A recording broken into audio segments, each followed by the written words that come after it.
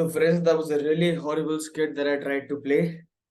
And yes, let's just get over that horrific performance and let's get back to the topic we actually had to discuss. So, yes, today we are going to discuss statistics, numbers, data science with respect to football. Let me be very simple and straight about it. So, yes, I'm so sorry I'm getting a call. I'm just keeping my script ready. Yeah. So, yes, from gut feeling to data driven decisions. As we all know, the very famous Fergie time, plus 5 minutes after each game led to a goal. That is just by the word of it. But if you look at the, I mean, if you dive deep into the statistics, there weren't actually a lot of games in which goals were scored. But yes, because of the moments being so iconic, it became a constant trend that Manchester United would, I mean, it became a trend verbally that they would score tons of goals after the 90th minute, but that wasn't the case. It was just because data wasn't kept properly and people, you know how well they like to cook up stories. So, yes. So yes, let's get rid of all of this at first and discuss what data sciences are. So in very layman terms, as if I were explaining to my little brother who's like 12, data science is like being a detective for numbers. And data is your clue. So the data points or the data set that you collect, they're clues, and you look for patterns. You're looking for patterns here and there. And then you try to solve mysteries, which are your problems, which are the problems that you're trying to solve in real life using computer science and math, which will essentially be your detective tools. Again, in even more simpler words, data science is super important and relevant today because because it's numbers and it helps us understand things better because it helps us analyze and study tons and tons of information and helps us bring it down to this much, literally a handful.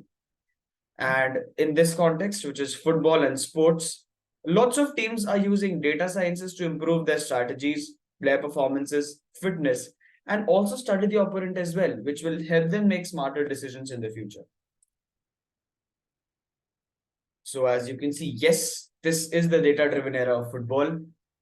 Not just the top clubs, even the middly ranked clubs, even they are investing so much money in numbers, data sciences, etc. Because they know that the minute changes that they make to their daily routines will essentially play a very important role in their performances. Maybe not tomorrow, maybe not in 10 days, but maybe 6 months from now. Everybody is looking at 6 months from now. By 6 months from now, I am referring to the future as well. They are not only concerned with what is going to happen in the very near future.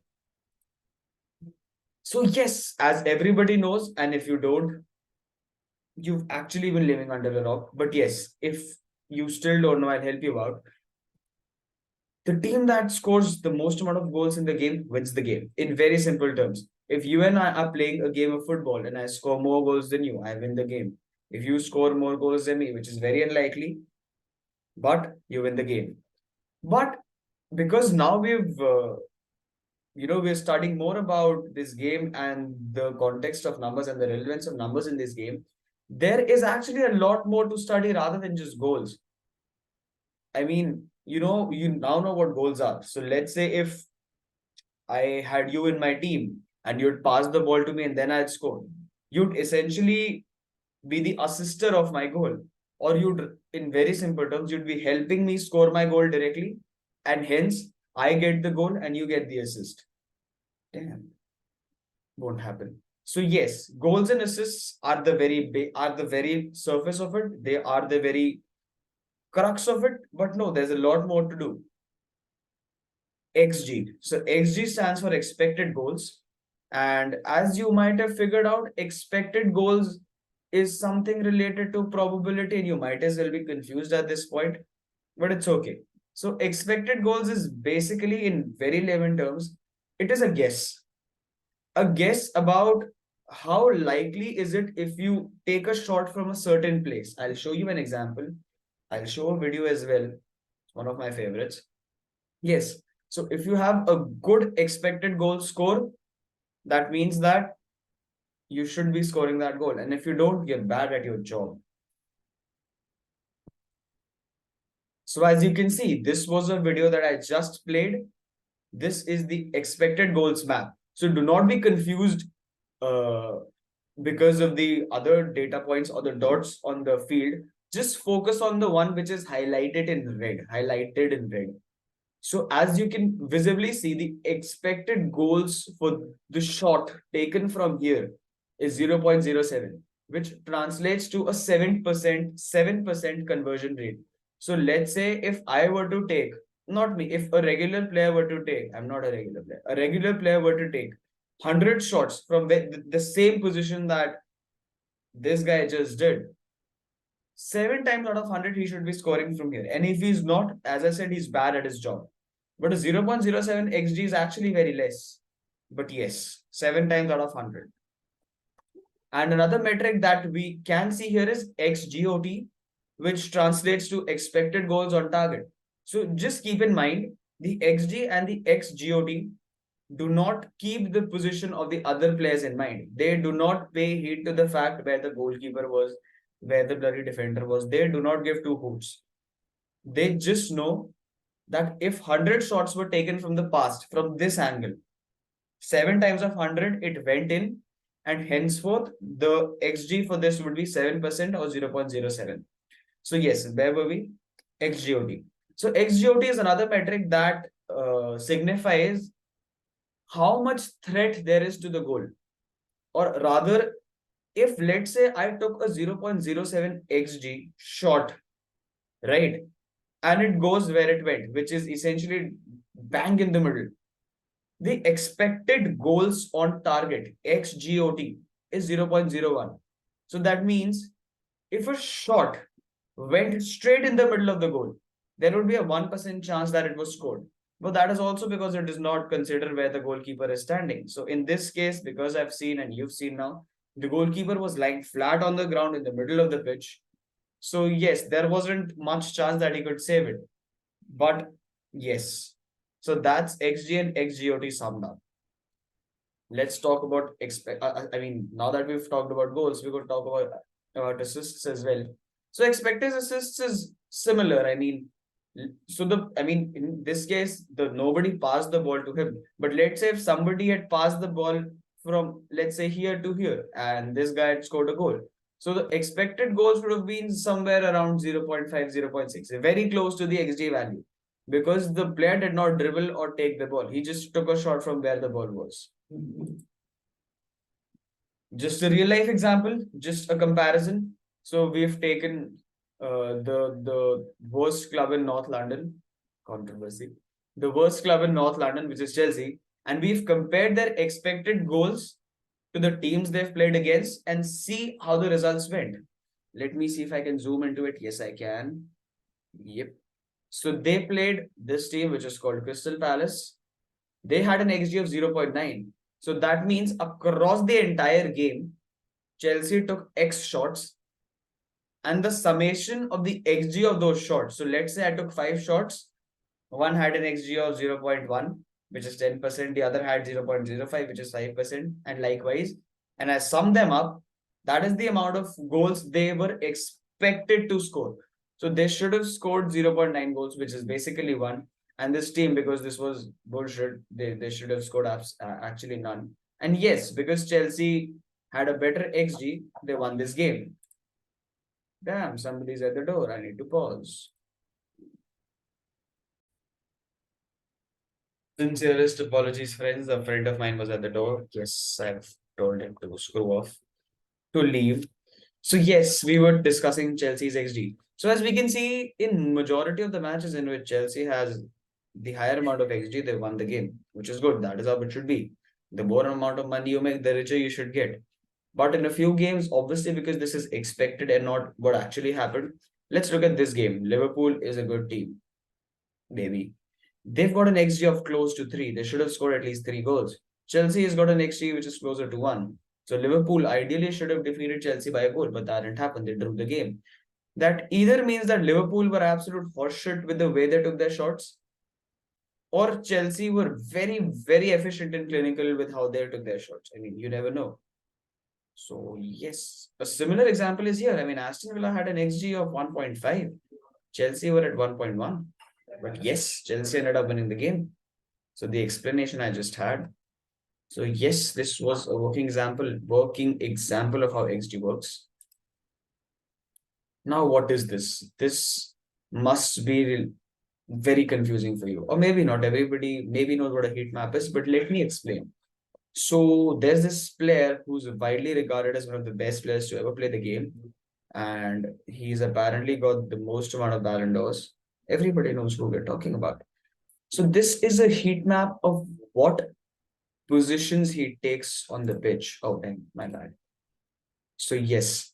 So the red areas, they indicate the highest amount of time he spent at a place. One is here in the middle of the park because he likes to control the game. So he's taken up advanced positions in the midfield. And one is near the corner flag because he takes the corners. God damn it. That is how many corners he takes. So I mean, whatever. So yes, this heat map just shows the physical presence of a player with or without the ball in these positions. The yellow dots, the scattered yellow dots means that he's just been there for the formality of it and he's actually not done much. So yes, we've discussed the basic metrics. Shaping the game with data. Yes, data, data, data. Data is the term being used here so many times. Let's just call data something else. Let's just not call it shaping the game with. So yes, data. Oh God damn it! It is a very important part of in today's world. Be it any field, be it sports, be it technology, be it really advertising and mass media. Everywhere, this term is just so goddamn useful. And just to give you an example, well, you can just read it off the slide, or I'll give you more examples ahead. This is just way too boring. Yeah, no examples? It's okay. Let's just talk about the very common resources we require. So right now, what is happening is the XG map you just saw, this one, this one was not generated by a computer entirely. This wasn't fully automated. A human would have been there watching the game. He would have plotted this in his code, and the code would then have predicted. So right now, the entire football data analytics system is not fully automated. You need fully functional humans to be present at the game because right now they cannot figure out where the shot was taken from, what was the context of the game, how important it was. So yes, out there. And that is why you need video analysis software, data analytics tools like that. Those are basically languages and dashboards. And yes, numerous other resources. The logo here, this is for FBref. This is one of the best football data websites. Earlier, it used to be free. Now that they've gained so much publicity, they've started charging to download data. Brats. And the headgear you can see on this folk's head, this is essentially something that monitors the physical condition of the athlete. This is generally used during training so that they can obtain any irregularities in the player's physical health. Beyond their horizon, yes, there is tons of scope in this field. Absolutely money minting machine this is going to be. I mean, if I were to go ahead, yes, this brings fans close because of the interesting games that teams play, but money even closer. I mean, take Manchester United for an example. They've been absolutely dog shit ever since Sir Alex left. My bad. Yes, they've been absolutely dog shit since Sir Alex left 10 years ago. Yet, every single year, oh, apart from that COVID blip, still they have managed to do well during the COVID blip. But every single year, even though their performances have gone down, they've still made so much money, increasing every year. So, yes, if money is there, I mean, what else? Yes, this would probably be the last slide on the list, which is a very basic statistic that shows that the sports analytics market in the US is projected to rise up to 5 billion in the next 6 years. And I'm pretty sure this is just a forecast. It might as well be much more than this. You never know what lies ahead, and I'm pretty sure this is going to be much more. A few resources that I referred to. Opta, damn, Okta is one of the best places to pick data up from. If you've got money, it's not free anymore. And FootMob is the place I picked up the XG map from. This is free and this is great. So use it if you want to. Yes, so I'm done for the day. I'm making this video because I have a project submission and I've got to make a video as a part of it. So, but yes, I really hope this was helpful to any part of the society that actually uh, reached the end of the video, which is very unlikely. So yes, thanks a lot. Have a good day. Maybe a good night. Yeah, why isn't it stopping?